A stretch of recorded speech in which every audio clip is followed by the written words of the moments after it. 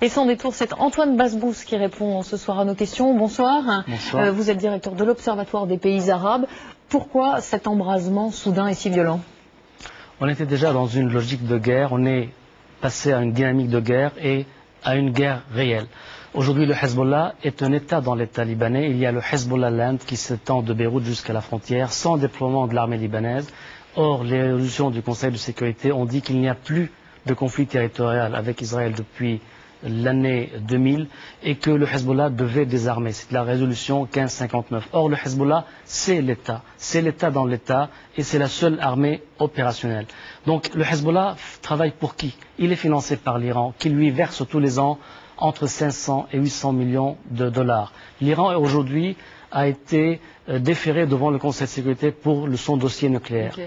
Donc, c'est une diversion que le Hezbollah présente, offre à l'Iran en enflammant la frontière israélo-libanaise. Donc vous voulez dire que tout est orchestré avec Téhéran et qu'il n'y a pas forcément de lien avec ce qui est présenté officiellement, c'est-à-dire la libération de détenus palestiniens?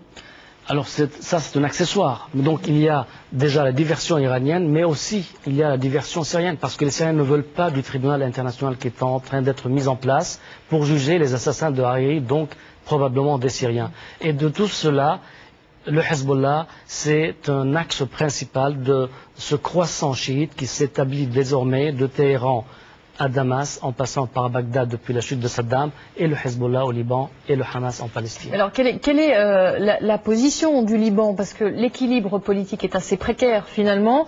Comment ne pas pulvériser cet équilibre déjà assez instable, tout en prenant ses distances avec les actions du Hezbollah? Depuis un an, il y a eu des élections et une majorité au gouvernement. Mais ce gouvernement, il est bloqué, il est paralysé. Pourquoi? Parce que le président de la République est resté le même, celui que les Syriens avaient nommé et prolongé. Et puis, parce que le président du Parlement a été également l'homme des Syriens. Et parce que l'armée libanaise de l'époque de l'occupation syrienne est toujours la même. Et le Hezbollah est là. Donc vous avez un gouvernement qui ne gouverne pas et les institutions qui sont tenues par Damas, par Téhéran, à travers une alliance chiite, c'est-à-dire le croissant qui s'étend de Téhéran jusqu'à Beyrouth, en passant par Damas et par Bagdad.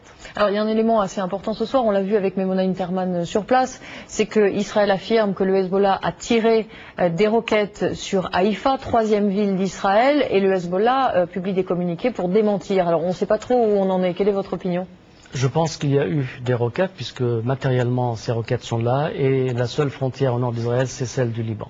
Donc le Hezbollah a franchi un pas dans l'escalade en tirant ces missiles iraniens qu'il a reçus à travers le territoire syrien et qui ont une portée jusqu'à 150 km.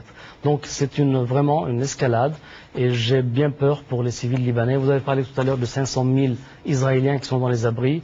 Au Liban, il doit y en avoir au moins 2,5 millions qui sont en fuite parce qu'au Liban, il n'y a pas d'abri. Les gens ne sont pas habitués à la climatisation dans les abris. Donc aujourd'hui, il y a eu 50 morts au Liban et c'est une bataille inutile que le Hezbollah a voulu pour servir les intérêts de Damas et de Téhéran. Et qui va durer?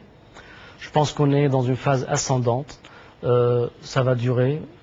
Les dégâts sont déjà très importants, mais les lendemains ne sont pas très gais. Merci beaucoup Antoine Basbous d'avoir répondu à nos questions.